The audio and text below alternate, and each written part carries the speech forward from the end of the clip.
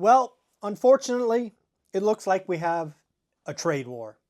Nobody ever really wins a trade war. In fact, I think it would be really wise of each of you to do a quick Google search of the Smoot-Hawley Tariff Act of the 1930s.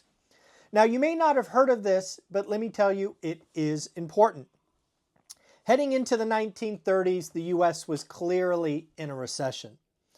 Unfortunately, a couple of senators, I believe Smoot and Hawley, wanted to protect the American industrial, American farmer, and they implemented tariffs on about 25 countries.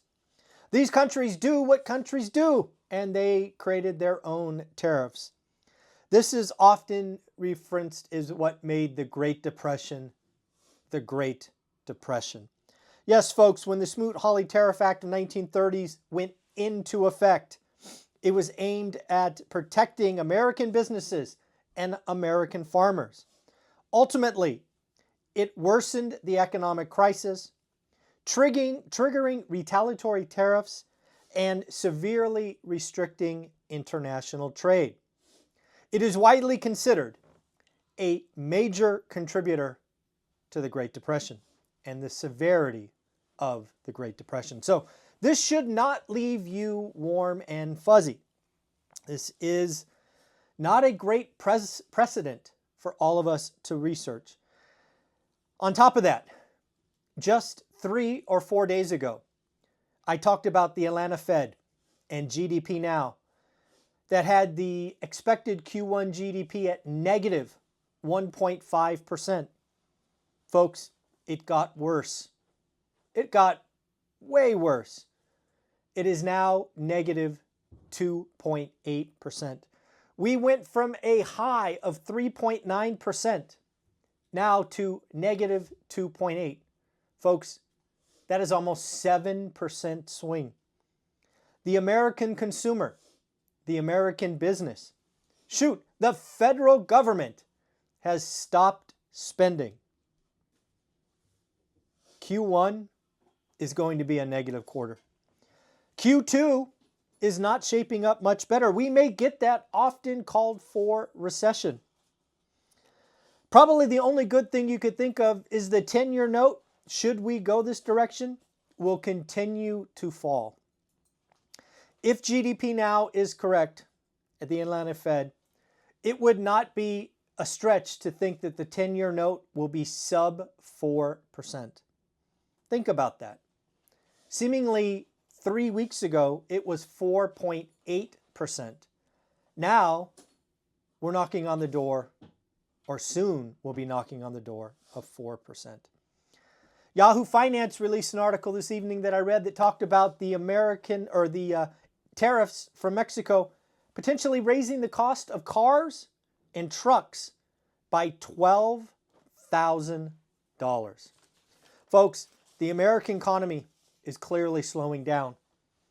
If tariffs continue to add to inflation, we will get stagflation. That will be an environment, that is the boogeyman. The Fed cannot handle stagflation. It is the worst of the worst. They will have to pick a battle. Will it be inflation? Will it be the job market? It is going to get, or could get, very, very ugly. We already have retaliatory tariffs from China going into effect on the 10th, Canada, and undoubtedly Mexico shortly. The economic uncertainty is clearly pulling back consumers. It is now pulling back business. Not good. On top of that, we had a washout of crypto. Remember, just seemingly 48 hours ago, crypto was ripping because we were going to have this strategic reserve. Well, that is all gone. Crypto is now below where it was at the start of that. Then we got NVIDIA. NVIDIA perhaps getting their hand caught in the cookie jar. Yes, folks, for a while, Singapore, the lovely country of Singapore, was NVIDIA's second largest customer the mass. That can't be, right? Well, turns out there were people in Singapore buying on behalf of China.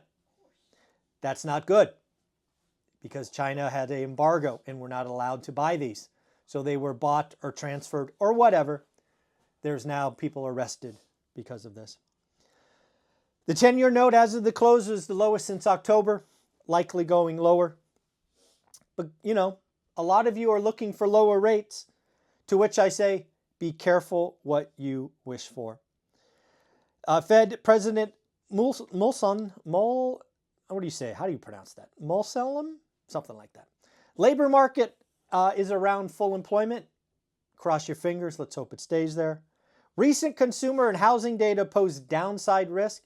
I'd say no kidding. Did you see GDP Now's forecast?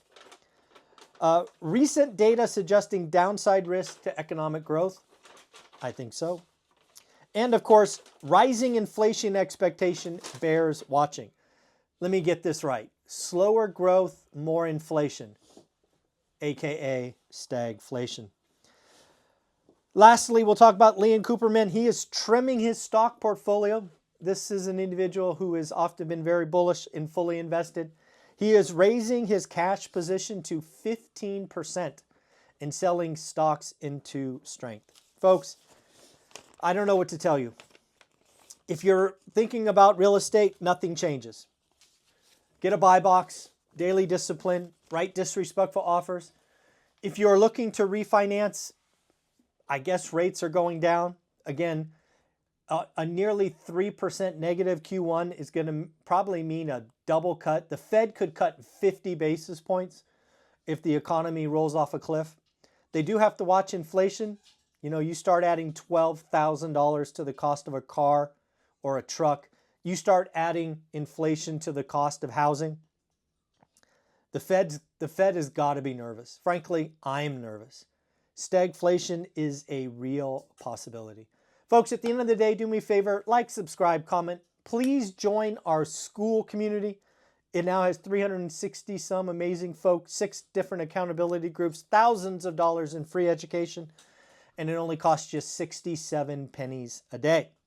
Yes, 67 pennies a day to get in the room with 300 plus other investors doing exactly what you are doing. I hope to see you there. Take care. Like, subscribe, comment. Bye.